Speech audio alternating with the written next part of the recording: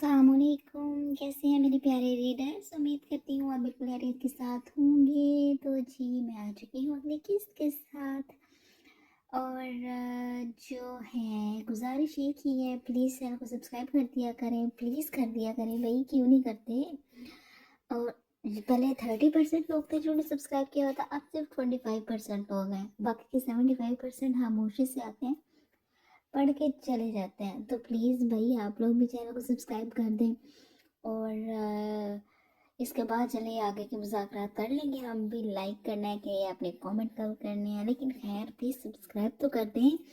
और जो कि सब्सक्राइब करते हैं, वीडियो को लाइक करते हैं, कमेंट करते हैं, उन सबका बहुत ज़्यादा शुक्रिया। और खुशी होती है जब आप लोग कमेंट करते हैं, बताते हैं हमें ये अच्छा लग रहा है, ये कपल हमारा फेवरेट है। मेरे तो भाई फिर सारे फेवरेट हैं, लेकिन ये जान के खुशी होती है कि आपको भी जो कपल्स हैं इस नावल के वो पसंद आ रहे हैं और नावल पसंद आ रहा है, उसके लिए बहुत ज़्यादा शुक्रिया। मज़ीद वक्त बिल्कुल ज़ाया नहीं करना भाई। ये सारी तकरीर उनके लिए थे जो वॉइस ओवर सुनते हैं, और मुझे तो ये भी नहीं पता वैसे सुनता कौन कौन है, लेकिन ये सारी तकरीर उनके लिए थी। और अब हम अपने एपिसोड की तरफ चलते हैं। हर रंग धनक का तेरे नाम, किस नंबर 39। अपनी हद में रहो, चाहूँ तो मिनट में बता सकता हूँ कि ज़ावियार शाह किस किस चीज़ पर कितना हक रखता है, इसलिए अपनी ज़बान संभाल कर बकवास किया करो। ज़ावियार शाह एक हाथ से मिरहा का बाजू सख्ती से झगड़े और दूसरे से उसको मुंह दबोचे खड़ा था, जो कि अभी गिरी के तभी वह मुश्किल ज़ावियार शाह पर अपना सारा बोझ डाले। वह मुश्किल खड़ी थी। इससे पहले कि वो कोई जवाब देती, उसका दिल एक दफा फिर से मतलाया था और वो ज़ावियार शाह को धक्का देती भागती वॉशरूम में पहुंची थी, जबकि ज़ावियार शाह वहीं रूम में दोनों हाथ अपनी कमर पर टकाए खड़ा इसकी वापसी का इंतजार करने लगा था। कुछ वक्त के बाद मिरहा शाह का चेहरा वॉशरूम के दरवाजे पर नमूदार हुआ तो ज़ावियार शाह की बारिश की हालत देख नवी में सर हिलाता इस तक पहुंचा था, जो बिल्कुल ही बेहाल हो चुकी थी, मगर फिर भी मुकाबला करने से पास नहीं आती थी। अभी भी ज़ावियार शाह ने जब आगे बढ़कर उसका बाजू थामते उसे सहारा देना चाहा तो उसका बाजू सख्ती से झटकती बेड की तरफ बढ़ गई थी, जिस पर ज़ावियार सुर्ख चेहरा लिए लब लब सख्ती से भींच गया था। ये लड़की किसी तरह की नरमी डिजर्व नहीं करती थी। यही सोच लिए वो आगे बढ़ा और मिरहा शाह के बेड पर बैठने से पहले वो उस तक पहुंचता, उसे बाजू से थाम गया था, फिर उसे अपने बेहद करीब करता उसके कान में फनकारा था। तुम्हारा कुछ ज्यादा हो रहा है मिरहा शाह, ज़ावियार शाह, ट्रस्ट मी, मुझ में आपसे बहस करने की हिम्मत बिल्कुल भी नहीं है, इसलिए प्लीज जाइए यहाँ से। अब के बाद मिरहा बगैर वक्त का जवाब दिए इल्तिजाइया अंदाज में गोया हुई थी, क्योंकि वो मुश्किल अपने कदमों पर खड़ी थी। हैरत हो रही है मुझे, मेरा हाथ झटकने की, दो बदो जवाब देने की हिम्मत ना होते हुए भी तुम जुर्रत कर चुकी हो, लेकिन बहस करने की हिम्मत तुम में मफकूद है। ज़ावियार शाह मिरहा का तमस्खर उड़ाता गोया हुआ था। बिल्कुल, बात जब अपनी औलाद पर आती है तो माँ सब कुछ कर जाने का हौसला और जुर्रत खुद में पाती है, और बाप वो तो अपनी जायज़ औलाद को ही नाजायज़ समझते। मिरहा शाह, जुबान संभाल कर बकवास करो तुम। अपने जायज़ औलाद, अपने खून के मुतल्लक इस तरह के अल्फाज सुनता ज़ावियार शाह अपने आपे से बाहर हुआ था। वो मिरहा को एक अदद रख भी देता तो उसकी तबीयत का ख्याल ना होता। क्यों इतना बुरा क्यों लग रहा है अब आपको, जब खुद आप अपनी औलाद को ख़त्म करवाने जैसा गुनाह करने का सोच चुके थे? तो अब आपका ये रद्द अमल मेरी तो समझ से बाहर है। मेरा भी बगैर ज़ावियार शाह के गुस्से की परवाह किए इस्तफसार करने लगी थी। आज तो ज़ावियार शाह की इस कदर कुर्बत भी उस पर कोई असर नहीं कर रही थी। सही कहते हैं कहने वाले, माँ खुद अपनी ज़ात पर सब झेल जाती है, मगर बात जब अपनी औलाद की आ जाए तो वो किसी को खातर में नहीं लाती।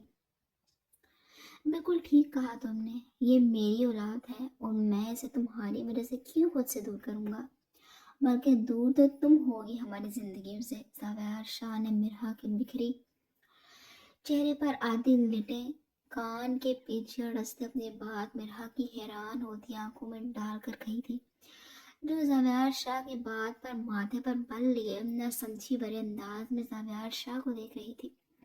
کیا مطلب ہے آپ کی بات کا؟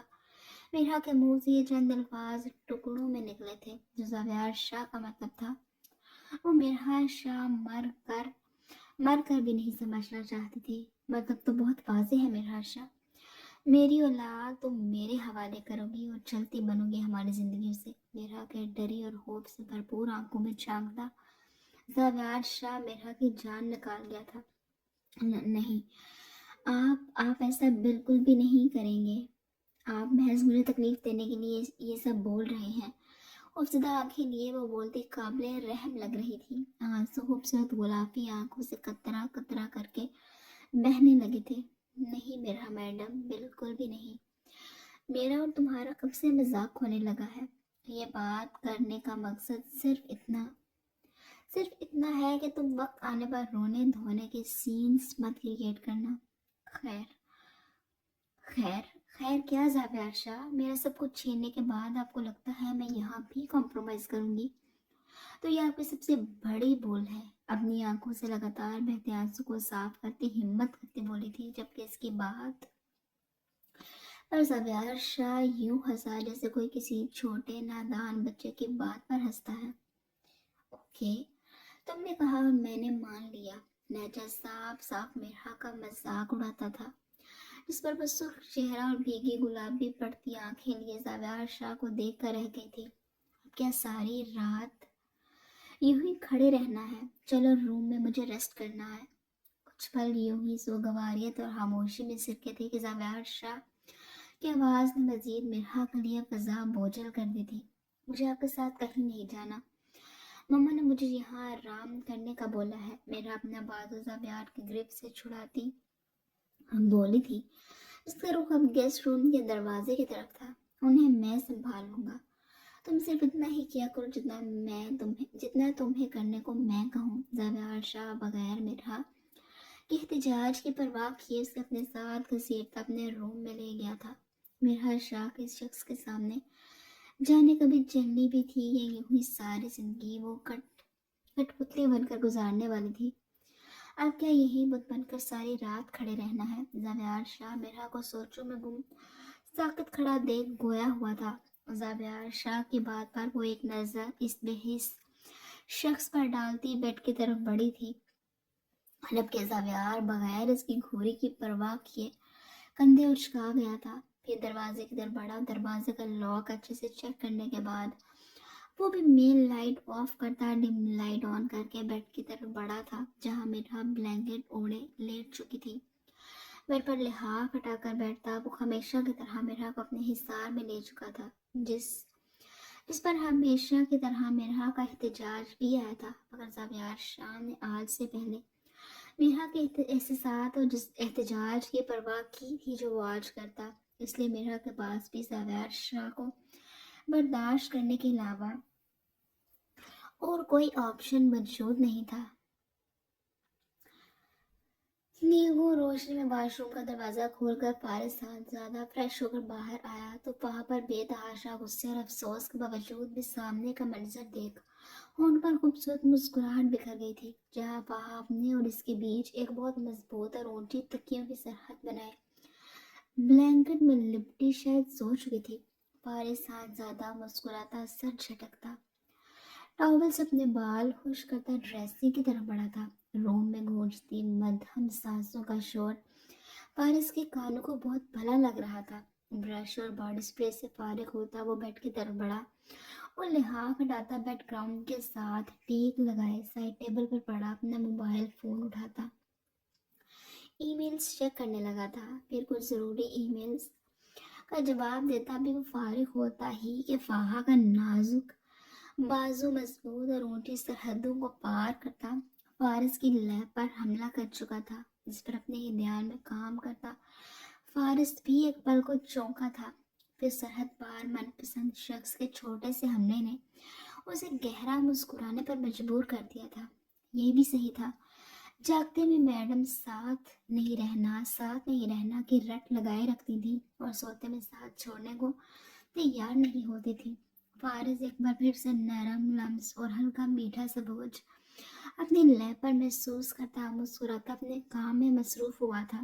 کچھ لمحے ہی گزرے ہوں گے کہ ایک اور حملہ ہوا تھا، مگر اس بار حملہ کافی زوردار قسم کا تھا کہ فارس کے ہاتھ سے موبائل فون لڑکھڑاتا بیڈ سے لڑکتا زمین بوس ہوا تھا، اور ٹھک کی آواز اتنی اونچی تو ضرور تھی کہ حملہ آور بھی ہوش میں آتا چوکنا ہوا تھا، جبکہ فارس زیادہ تو ساکن بیٹھا اپنے ہاتھوں پر فہا کی نرم اور نازک ہتھیلی کی گرفت محسوس کرتا ساکت بیٹھا تھا، جبکہ دل تو گویا 150 کی سپیڈ پر دھڑک رہا تھا۔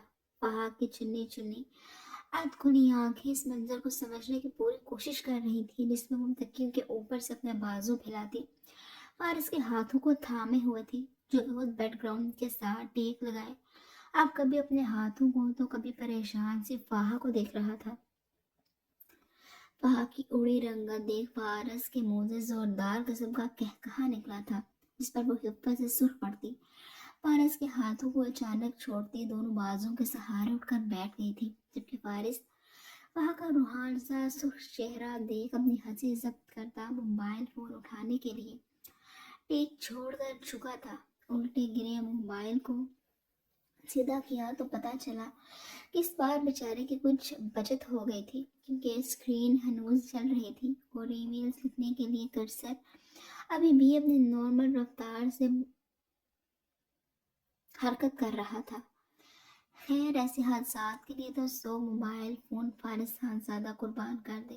اپنی حسین لبوں میں دبائے وہ سیدھا ہوا تو نظریں فہا پر اٹھی تھیں، جو چہرہ موڑے شاید اپنے آنسو فارس سے چھپا رہی تھی۔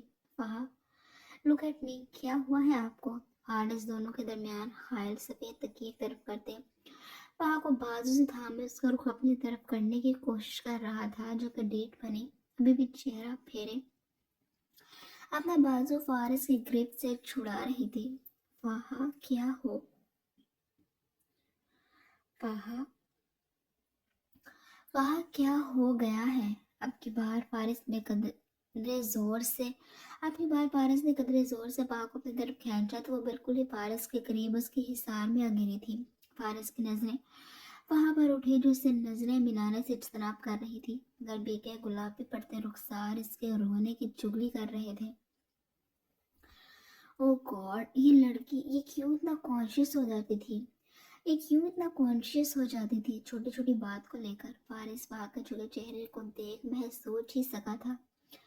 فہا، اٹس اوکے، اس میں اتنا پریشان ہونے یا رونے کی بالکل بھی ضرورت نہیں ہے۔ فارس اپنی شہادت درمیانے انگلی کو ملاتے فہا کا چہرہ اٹھاتے گویا ہوا تھا۔ فہا نے اپنی نظریں اٹھا کر دیکھا تو فارس زادہ کو اپنا آپ اس میں ڈوبتا محسوس ہوا تھا۔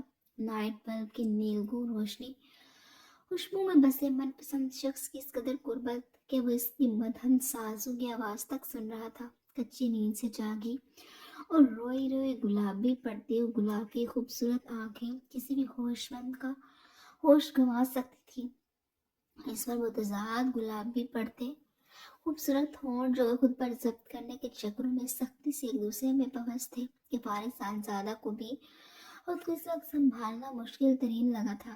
آج تک اسے یہ گمان تھا کہ وہ اپنے جذبات پر اچھے سے قابو رکھنے والا ایک مضبوط مرد ہے، مگر آج اس کے سارے گمان مٹی کا ڈھیر ہو چکے تھے۔ آج اسے محسوس ہوا تھا کہ من پسند محبوب شخص کی قربت اور شخص بھی وہ جس پر آپ سارے حقوق رکھتے ہوں، اتنا بھی آسان نہیں تھا اس سے رخ موڑنا اور اپنے سلگتے جذبات پر قابو پانا۔ اپنا سر جھٹکتا وہ صبر کے گھونٹ بھر کر رہ گیا تھا، جبکہ فہا نے واضح طور پر فارس کی نظر اپنے ہونٹوں پر محسوس کرتے اس کے گلے میں گلٹی ابھرتی محسوس کی تھی، جس پر وہ بھی ہوش میں آئی تو فوراً اپنی پوزیشن کا خیال آیا تھا۔ پھر اپنے بھیگے گالوں کو بے دردی سے صاف کرتی وہ فارس سے نظریں چراتی اپنا بازو فارس کی مضبوط گرپ سے چھڑانے لگی تھی۔ ایسا کیا ہو گیا ہے جو آپ اتنا شرمندہ ہو رہی ہیں؟ وہاں کے احتجاج پر فارس اس کے بازو پر مزید اپنی گرفت مضبوط کرتا استفسار کرنے لگا تھا۔ کچھ نہیں، چھوڑے میرا بازو۔ وہاں فارس سے نظریں ملانے سے اجتناب کر رہی تھی۔ اچھا، کچھ نہیں ہوا تو پھر یہ آنسو کیوں بہائے جا رہے ہیں؟ فارس کا بالکل بھی ارادہ نہیں تھا بات کو آئی گئی کرنے کا۔ فارس کا خیال تھا اب جو ہے وہ ہے، اس میں اتنا رونے دھونے اور شرمندہ ہونے کی کوئی بات نہیں تھی۔ اب اگر یہ روز رات کا معمول تھا بھی تو اسے تو کوئی اعتراض نہیں تھا۔ یہی وجہ تھی کہ وہ فہد کو شرمندگی سے نکالنا چاہتا تھا۔ I'm sorry فارس، میں آئندہ خیال رکھوں گی۔ فہد نے سوری کرتے بات ختم کرنی چاہی تھی۔ Sorry for what? جس چیز پر آپ کا اختیار نہیں، اس پر اتنا شرمندہ ہونا میری سمجھ سے تو باہر ہے۔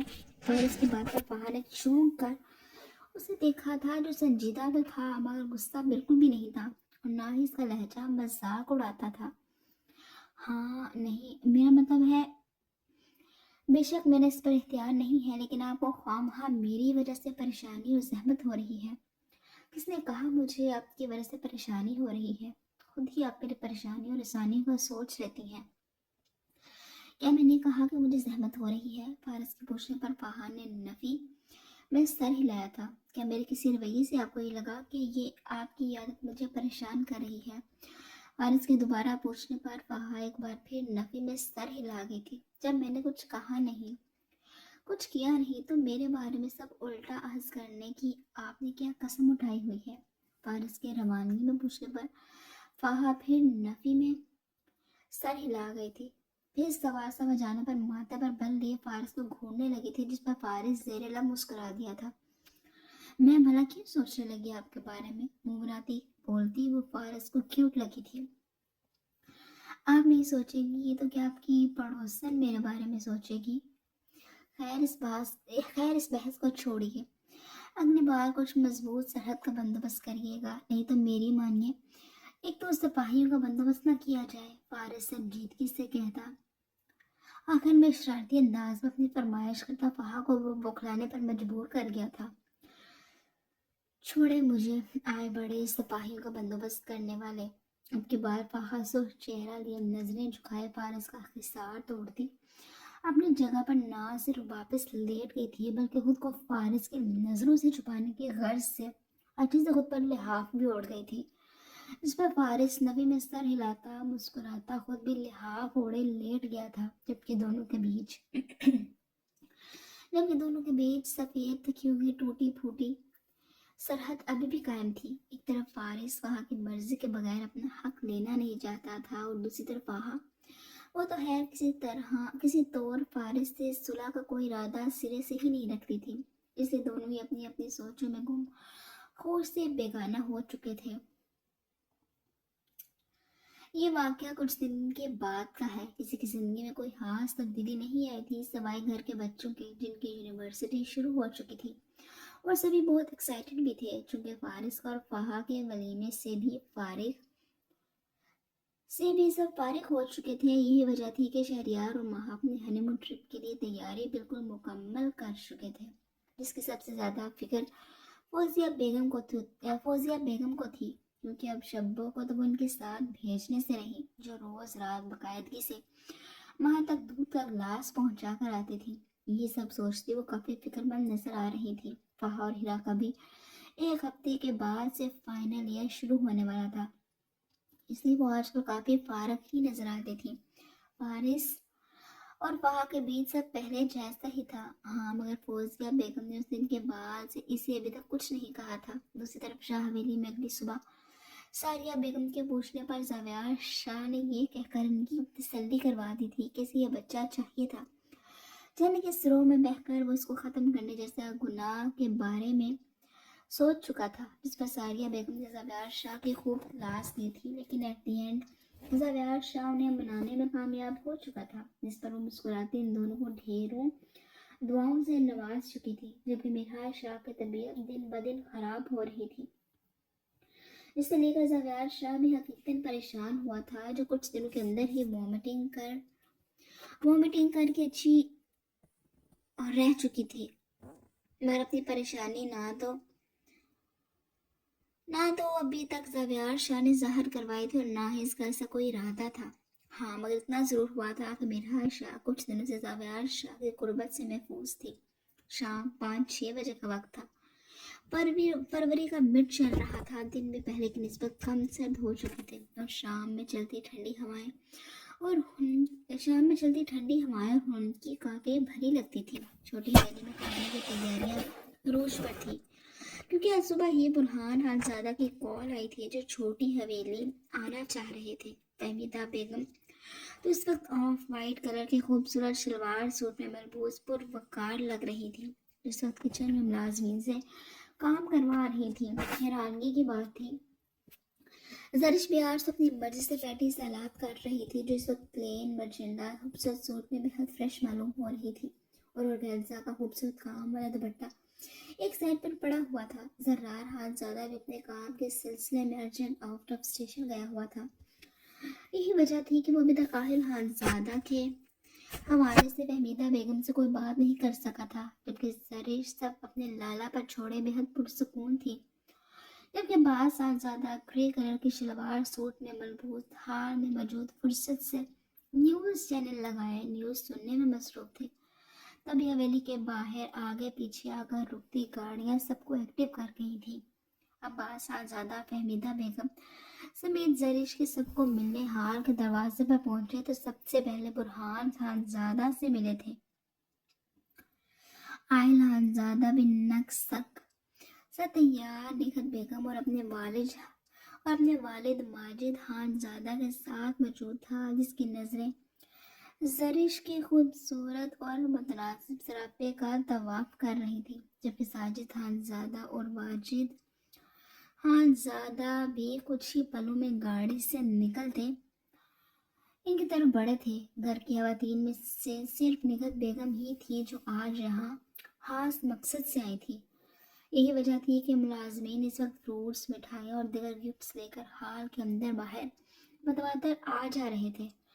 اس پرتکلف آمد پر فہمیدہ بیگم تو بہت کچھ سمجھتی مسکرا دی تھی، جبکہ بعض صاحبزادہ سمجھنے کی کوشش کر رہے تھے۔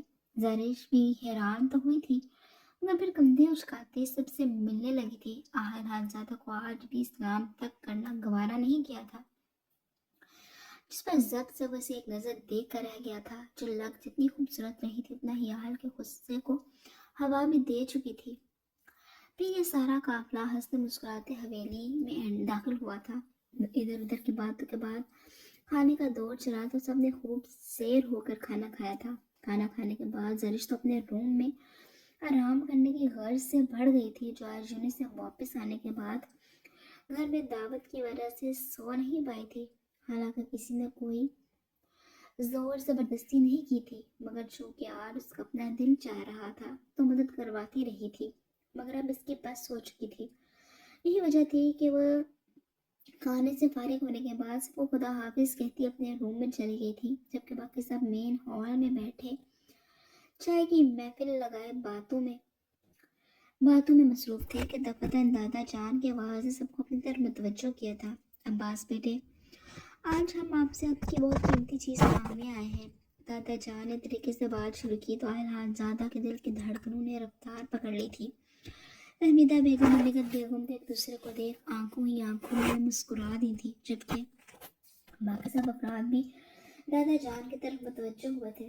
حکم کرے آغا جان، عباس خانزادہ ہمیشہ کی طرح مؤدب سے جواب دیتے برہان خانزادہ کو مسکرانے پر مجبور کر گئے تھے، جبکہ باقی سب بھی ہمیشہ کی طرح عباس خانزادہ کے طرز تخاطب سے معروف ہوئے تھے۔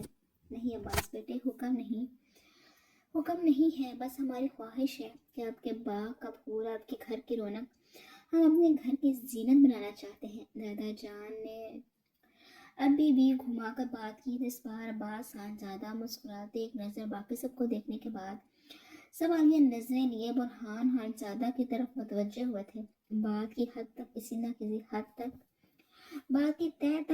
کسی حد تک پہنچ چکے تھے، مگر پوری بات آغا جان کے منہ سے سنے بغیر وہ کوئی غلط یا صحیح رد عمل نہیں دینا چاہتے تھے، جبکہ دادا جان کو عباس خانزادہ کی یہی سمجھداری تو ہمیشہ قائل کرتی تھی۔ وہ جانتے تھے عباس خانزادہ ان کی بات بہت اچھے سے سمجھ چکے تھے، مگر بیٹے کے باپ ہونے کے ناطے وہ اپنے منہ سے یہ بات پوری کسی صورت نہیں کریں گے، جس پر وہ گہرا مسکراتے اپنی بار اپنی بات صاف اور سیدھے لفظوں میں رکھ گئے تھے۔ عباس بیٹے، ہم آپ سے اپنے پوتے الحاج زادہ کے لیے زرش کا رشتہ لے کر حاضر ہوئے ہیں۔ امید کرتا ہوں آپ ہمیں مایوس نہیں کریں گے۔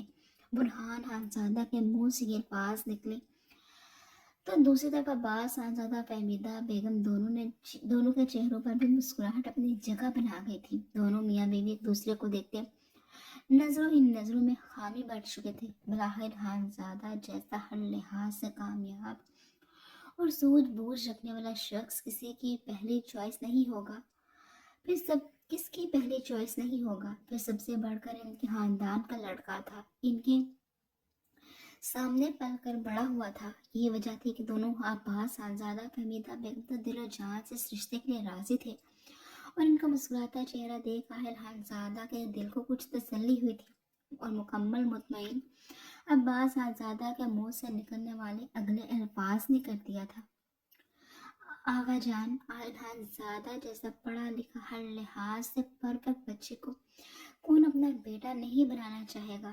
ہم دونوں کو یہ رشتہ دل و جان سے قبول ہے۔ صرف آپ سے ایک گزارش ہے کہ ہمیں کچھ وقت دیں تاکہ ہم زرش اور زرار کی مرضی بھی جان لیں۔ بہرحال زندگی زرش نے گزارنی ہے اور میری بیٹی کی رائے میرے لیے بہت اہمیت رکھتی ہے۔ عباس خانزادہ کے خوش اسلوبی سے دیے گئے جواب پر سبھی مطمئن ہوئے تھے سوائے اہل خانزادہ کے، اس کا دل جو آدھی بات سن کر ہی دھمال ڈالنے لگا تھا۔ جب کہ بات پوری ہوئی تو بیچارہ اپنا سا منہ لے کر خاموش ہوا بیٹھا تھا۔ مگر نانا جان، مجھے یہ رشتہ قبول نہیں ہے۔ اور پھر وہی ہوا اس کا ڈر تھا۔ زرار خانزادہ کی آمد اور بات پر سب کے مطمئن اور مسکراتے چہرے ساکت ہوئے تھے اور سبھی اپنی اپنی جگہوں سے اٹھتے کھڑے زرار کی طرف متوجہ ہوئے تھے۔ آہل خانزادہ کو زرار خانزادہ کی آمد سے زیادہ اس کے الفاظوں نے آگ میں جھونکا تھا جو اب سب سے مسکراتا مؤدب سا ملتا اسے سخت زہر لگا تھا۔ نانا جان، اہل خانزادہ کے علاوہ آپ اپنے جس پوتے کے لیے بھی کہیں مجھے اعتراض نہیں ہوگا۔ حال چال اور سلام دعا کے بعد زرار خانزادہ کی بات پر اہل خانزادہ کا ضبط جواب دے گیا تھا اور وہ ہر رشتے کا لحاظ بھلا کر لال انگارہ چہرہ لیے فن کرتا زرار خانزادہ کی طرف بڑھا تھا۔